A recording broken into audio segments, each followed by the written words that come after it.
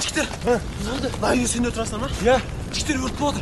Жігіттер, әрқайсың бір адамнан ғана құтқарасың. Бір адам ба? Бір-бірден ғана құтқарасың. Бол, давай жігіттер. Кімді құтқарамыз? Сен кімді құтқарасың? Мен онда анамды құтқарам. Кет бар.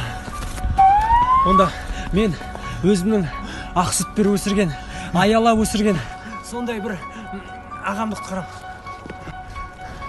Онда мен өзімнің Ахон жездемді құтқарам. Ол Ахон жездем желеуге әпшеме қарайтын, маған да қарайтын. Сосын ол жездемен мен караоке клубқа барғам, сияқты айтып берген.